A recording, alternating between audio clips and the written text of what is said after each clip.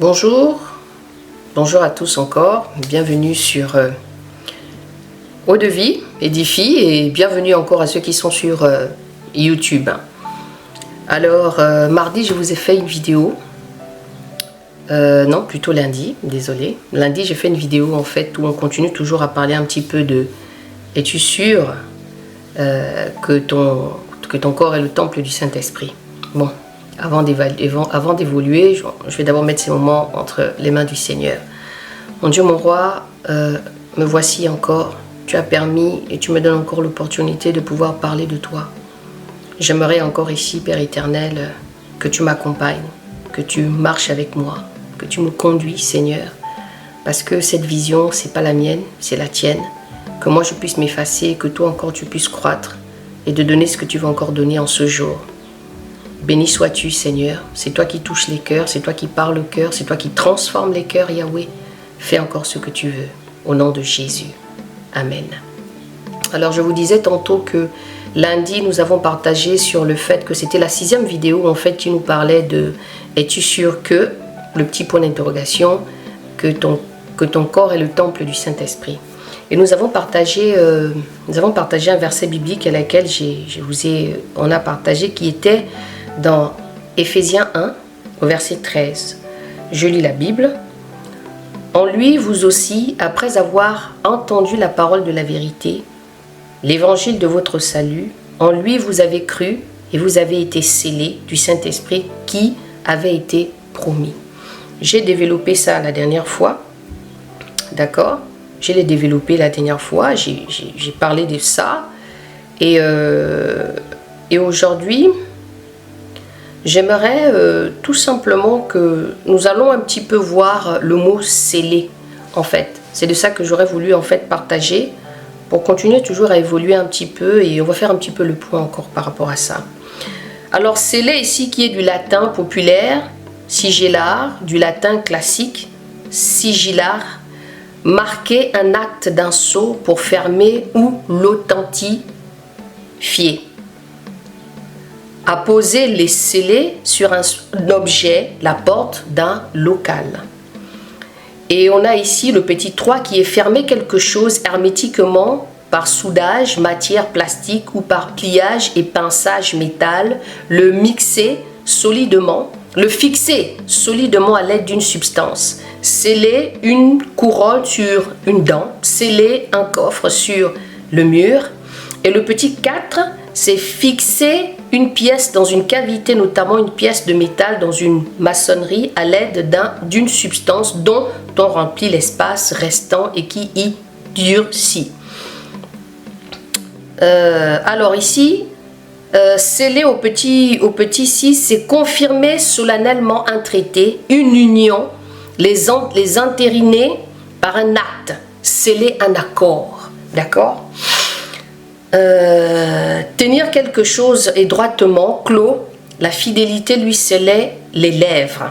Bon, nous allons rester vraiment sur le premier, qui est marquer un acte d'un sceau pour le fermer ou l'authentifier. C'est-à-dire qu'on a été authentifié par ce verset de Éphésiens 1 au verset 13, donc la Bible que je lis tout à l'heure.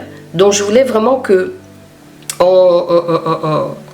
on se rend compte en fait de ce que je vous ai lu tout à l'heure, qu'on a été scellé. C'est-à-dire qu'on a été marqué un acte d'un sceau pour le fermer ou l'authentifier. Donc c'est-à-dire qu'il y a une parole de la Bible qui dit que quand Dieu ouvre, personne ne peut fermer.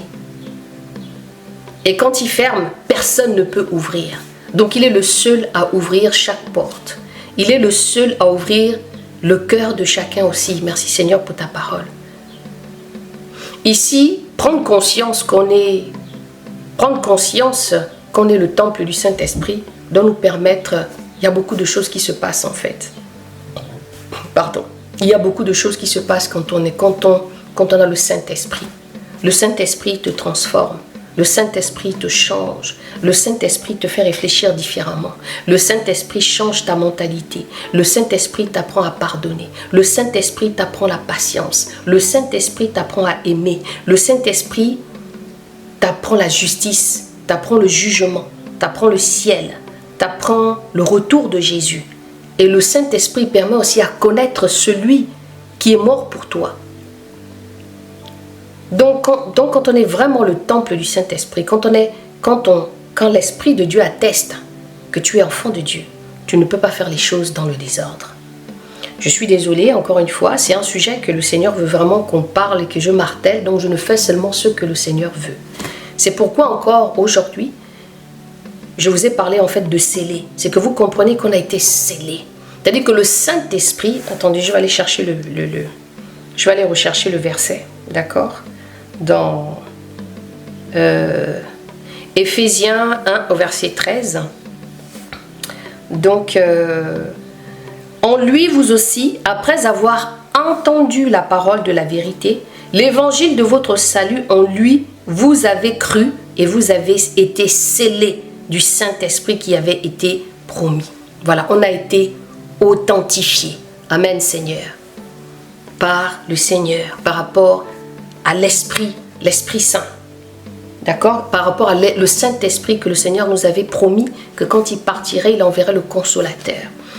Encore une fois, pour les gens qui sont sur YouTube, il faudrait que vous alliez regarder un petit peu les anciennes vidéos sur Facebook, parce que j'ai déjà parlé de beaucoup de choses concernant en fait la conversion, concernant en fait venir en Christ, la conversion. Il y a un sujet où j'ai dit par exemple, est-ce que tu es sûr que tu es converti, que tu es vraiment converti? Comment tu sais que tu vas aller au ciel? Enfin, ce sont toutes ces questions-là, parce que nous devons, dans ce que le Seigneur a mis dans mon cœur aujourd'hui et le message qu'il m'a donné, c'était vraiment que chacun de nous prenne conscience en fait de savoir, est-ce qu'on est vraiment converti? Est-ce qu'on est vraiment le temple du Saint-Esprit? Est-ce qu'on est réellement chrétien? Quels sont les fruits que nous portons en tant que chrétiens? Les responsabilités du chrétien? Comment se comporter en tant que chrétien? Et puis prendre connaissance de tout ce qu'il y a autour. Prendre connaissance aussi du péché. Parce qu'aujourd'hui, nous voyons tout ce qui se passe. Nous voyons beaucoup de choses autour de nous.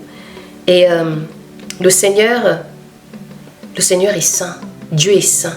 Et il aime sa gloire. Il veut qu'on lui donne sa place dans nos cœurs. Il veut être en nous correctement. Moi, je me dis toujours, j'ai pas envie d'être une chrétienne classique, une chrétienne lambda, d'accord? Moi, quand je lis ma Bible et que je me rends compte de tout ce que le Seigneur a fait, je me dis que moi aussi, j'ai envie de vivre ça. J'ai envie de vivre ce que les apôtres ont vécu. J'ai envie de vivre ce que Hadassa a vécu. J'ai envie de vivre ce que Marie de Magdala a vécu. J'ai envie de vivre ce que mes pères ont vécu, parce que je crois que Dieu fait encore des miracles. Donc, la parole de Dieu, elle est claire. C'est pourquoi ici, le Seigneur m'a donné cette force de venir vous dire de lire la Bible, parce que son peuple est en train de périr. C'est une mission que j'ai au jour d'aujourd'hui. C'est pourquoi je viens encore tout le temps rabâcher et vous dire, Jésus est à la porte. C'est maintenant qu'il faut prendre conscience. Pourquoi? Parce que beaucoup de nous seront surpris. Même moi qui vous parle. Paul dit quelque part qu'il a fait le bon combat de la foi. Est-ce que toi ou moi, nous faisons le bon combat de la foi? Est-ce que tu es sûr que quand tu vas mourir, tu es sûr que tu vas aller au paradis? Est-ce que tu es sûr que quand tu vas quitter ce corps-là, charnel, de chair, tu vas aller au ciel? Est-ce que tu es sûr de ça? Ça peut être des questions qui sont pertinentes, hein? Ça peut être des questions qui sont pertinentes, mais c'est important. Nous ne prions pas un Dieu mort, on ne prie pas un plaisantin, on prie un Dieu qui est vivant, qui fait des miracles, on prie un Dieu qui se révèle, on prie un Dieu qui parle, quand tu lui demandes les choses, il te répond, on prie un Dieu qui te guérit, parce qu'il fait ce qu'il veut. Vous allez me dire ici, oui, mais s'il guérissait, pourquoi il y a plein de gens qui sont malades? Mais le Seigneur fait ce qu'il veut, il est roi. Il fait ce qu'il veut, il est roi. Donc, encore une fois, il faut toujours se poser réellement la question de savoir si vraiment l'Esprit Saint vit en toi et te regarder. Et le Seigneur m'a donné justement le fait de s'auto-critiquer, de se regarder soi-même. Parce que faire l'autocritique, c'est de se poser soi-même des questions et se regarder aussi à soi. C'est facile de regarder les autres, mais il faut se regarder aussi à soi. Qu'est-ce que nous apportons? C'est comme si en fait le Seigneur me faisait comprendre que les chrétiens n'ont pas encore pris conscience de, de l'autorité qu'ils ont, de pouvoir, l'autorité et la grâce qu'ils ont aussi. Parce qu'on est tous sauvés par grâce. Si je suis là assise en train de parler, c'est parce que j'ai été sauvé par grâce. Et toi qui vas m'écouter, tu es aussi sauvé par grâce. Donc il faudrait peut-être maintenant prendre conscience de cette grâce-là et se dire, réellement, prendre conscience en fait de la vie du monde, de la vie en Christ, parce que celui qui a le Saint-Esprit n'aime pas le monde. Il vit selon l'Esprit. Parce que la Bible dit encore quelque part que il faut adorer le Seigneur en esprit d'abord et en vérité. Donc on vit d'abord dans l'Esprit. Cherchez le Seigneur en esprit et en vérité. Cherchez d'abord le royaume des cieux et sa justice, et tout le reste vous sera donné. Il y a quelques années, moi aussi, vous savez, je n'avais pas encore compris beaucoup de choses. Et c'est quand on va vers le Seigneur, c'est quand on va le chercher, c'est quand on continue à faire la violence dans Matthieu 11, 12. Car depuis le temps de Jean-Baptiste à aujourd'hui, le royaume des cieux est forcé. Et ce sont les violents qui s'emparent du royaume. Il faut être violent et violente pour avancer avec le Seigneur. Parce que sinon on va être surpris. On va être surpris. Beaucoup seront surpris de ce qui est en train de se passer. Je vous parle du présent parce qu'il y a des choses qui se passent déjà. Donc il faudrait maintenant prendre conscience de ta marche, te dire réellement, c'est comme je disais tantôt dans les premières vidéos, c'est facile de dire que je suis chrétien. C'est facile de dire je suis le temple du Saint-Esprit. C'est facile de dire Dieu vit en moi. C'est facile de dire tout ça, tout le monde peut le dire. Mais il y a cet acte, il y a cette authenticité. Il y a ce scellage, je ne sais pas si ça se dit, mais on a été scellé dans le Saint-Esprit. C'est-à-dire que quand tu t'es converti réellement, voilà le problème aussi, voilà la problématique du monde, c'est que les gens ne se convertissent plus réellement. D'où le Seigneur qui m'a mis à cœur l'amour. C'est pourquoi dans le slogan, c'est aimer Jésus, lire la Bible, la prière, l'autocritique et prendre conscience du péché. Le Seigneur veut qu'on l'aime. Il nous a aimé le premier, on le dit tout le temps. Il ne faudrait pas aimer seulement Jésus, le Seigneur, parce que tu as été guéri ou bien parce que tu es malade, c'est là que tu vas. En fait, on est tous venus à Christ un peu par intérêt. Moi, il est venu me chercher. Et c'est comme ça qu'il s'est révélé. Et c'est comme ça que je suis là devant vous. J'ai fait tout un chemin. Je continue encore à faire le chemin avec lui. Ce n'est pas facile, mais j'ai confiance en lui. Ah oui, parce que le Seigneur, en ce moment, est en train de m'amener encore dans une école, l'école de la confiance en lui, malgré chaque situation, mais qu'on ait confiance en lui. Ça aussi, c'est autre chose. Donc, j'espère qu'avec ces vidéos que j'ai partagées là, ça c'est la 7e encore une fois, de dire, es-tu sûr réellement que tu es le temple du Saint-Esprit? Il faudrait peut-être que tu te poses des vraies questions, parce que Dieu veut te sauver. Il veut vraiment que tu prennes conscience en fait de son Saint-Esprit qu'il a envoyé sur l'homme, qui nous dit encore qu'elle va nous enseigner toutes choses. La Bible dit que le Saint-Esprit va nous enseigner toutes choses, la justice et le jugement. C'est elle qui nous transforme. C'est elle qui fait qu'on peut être en sanctification, on peut se sanctifier. C'est elle qui nous sort du monde. C'est le Saint-Esprit qui fait en sorte que nous vivons sur la terre. Mais comme on a ce Saint-Esprit, elle nous dissocie de la terre, du monde en fait, dans certaines choses. Bien sûr, il ne faut pas oublier qu'on est sur la terre, parce qu'il faut toujours faire la différence des deux. Mais le Saint-Esprit nous amène toujours dans les choses de l'esprit, pas les choses du monde. Donc, voilà encore là où je voulais nous emmener aujourd'hui. Je n'ai pas fait de vidéo hier, encore une fois, parce que, bon, comme je vous ai dit, je fais en décalé un peu comme ça, quand j'ai un peu de temps, quand les enfants sont sortis, ils sont là-bas, donc du coup, je prends aussi ce temps-là avec le Seigneur pour pouvoir venir vous parler et continuer à être dans la constance de ce que le Seigneur veut. Donc, encore une fois, n'hésitez pas de lire. Quand tu as l'Esprit de Dieu, tu ne fais pas n'importe comment. Il y a des musiques que tu ne peux pas écouter. Il y a même les musiques chrétiennes, il y a des choses que tu ne peux pas écouter. Quand tu t'habilles, il y a des choses que le Seigneur va te dire, tu ne peux pas t'habiller comme ça. Tu ne peux pas te maquiller comme ça. Tu ne peux pas parce qu'il vit en toi. Donc c'est lui qui gère chaque chose en toi. C'est lui qui te guide dans la manière dont tu fais les choses. Donc tu ne peux pas faire les choses n'importe comment. Ce n'est pas possible. C'est pourquoi je dis, il y a un avant, il y a un après. On ne peut pas être comme avant. Moi, je me pigmentais. Ah oui, je me pigmentais. Mais quand le Seigneur m'a touché, il m'a fait comprendre que j'étais en train de le gommer. Je gommais ce que lui, il avait fait. Et que c'était un péché. Tu dois prendre conscience du péché aussi. Parce que l'Esprit de Dieu te fait comprendre le péché. Il te dit que ce que tu fais n'est pas bien. Tu ne peux pas avoir le Saint-Esprit en toi et puis aller...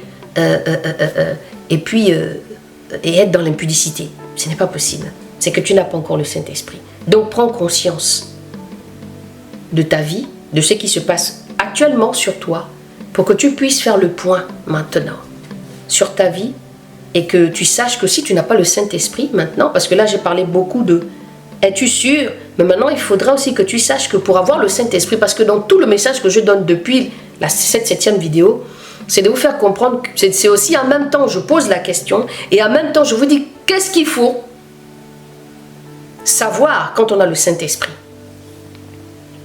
Donc si tu n'es pas sûr que le Saint-Esprit n'est pas en toi, cherche-le. Parce que la Bible dit cherche, celui qui demande, celui qui trouve, celui qui frappe, on l'ouvre. Donc encore une fois aujourd'hui, voilà ce que je voulais encore partager avec vous. Demain bien sûr on ne se verra pas, puisque je suis venue là aujourd'hui, et on se verra que vendredi. Voilà. Donc soyez bénis encore, que le Seigneur vous accompagne. Et n'hésitez pas de lire. N'oubliez pas que quand on a le Saint-Esprit, le Seigneur nous a fait des héritiers. Nous sommes des héritières par sa parole. Une fois qu'on a décidé de marcher avec lui. Une fois qu'il est venu se révéler en nous. Le Seigneur est venu se révéler à moi. Il m'a fait comprendre que j'étais dans le péché avant. Que si je mourais comme ça, je serais allé en enfer. Mais lui-même, il est venu me chercher. Il m'a dit, Armelle, rentre à la maison. Et quand il a commencé le travail avec moi, il m'a expliqué des choses. Le Saint-Esprit, quand le Saint-Esprit est venu s'implanter là, il m'a dit ça c'est pas bon, se pigmenter c'est pas bon, porter des longs ongles qui ressemblent à ça, dans l'état d'où j'étais, ce n'était pas bon. Il fallait qu'il me façonne, comme lui, il voulait que je sois. Ce façonnage continue toujours. Quand on marche avec le Seigneur, il te donne la sagesse aussi. Avant, je parlais d'une manière virulente, comme ça, tranchante. Après, le Seigneur te donne aussi la sagesse maintenant. De pouvoir parler les choses simplement. De ne pas lapider les uns et les autres. Avoir un respect, l'amour. Parce que c'est lui qui transforme les cœurs. Bien sûr, je reste toujours très tranchante dans certaines choses. Parce que c'est comme ça que le Seigneur m'emmène. Je ne suis pas là pour vous faire plaisir encore une fois. Je suis là pour que le Seigneur puisse parler à chacun. Et pouvoir édifier chacun. D'où cette page, Eau de vie édifie. Pour ceux qui ne savent pas du côté de YouTube, je suis aussi sur Eau de vie édifie, sur ma page Facebook. Pour ceux qui veulent me connaître un peu, pour ceux qui veulent connaître un peu mon histoire en profondeur, de savoir qui je suis, ben vous allez là-bas, vous allez regarder. Je suis une co-héritière de Christ. N'oubliez pas ceci, c'est que Jésus revient et qu'il est en train de rassembler tous ses élus. Et qu'en ce moment, il y a une trompette qui est en train il y a une trompette qui est en train qu'on appelle de souffler. C'est celle du retour, mais en même temps, c'est celle de ses élus d'abord. Celle-ci là, c'est celle des élus. Le rassemblement d'abord. Le rassemblement. Merci Seigneur. Donc, celui qui entend la voix du Maître reconnaît la voix du Maître. Il ne suit pas n'importe qui. Donc, merci Seigneur encore pour ta parole. Merci pour la vie éternelle. Merci Seigneur parce que bientôt nous allons nous retrouver. Merci Seigneur parce que, Dieu de gloire, parce que tu as déjà tout fait pour nous recevoir. Merci Seigneur de toucher encore, de parler à les cœurs, Père éternel. De transformer Seigneur, au nom de Jésus. De bénir encore, Papa, chaque personne qui passera par là. De délivrer, Père éternel, ceux qui sont encore enchaînés, ceux qui ne sont pas au bon endroit, que tu les ramènes à toi, Seigneur, dans ta bergerie. Merci encore, Seigneur, pour la vie de chacun, de chaque personne qui passera ici. La révélation de ton nom, au nom de Jésus. Amen. Les bien-aimés, je vous dis encore, je vous dis à jeudi. Non, plutôt, je vous dis à vendredi pour notre rubrique, le témoignage. Allez, bonne fin d'après-midi à tous.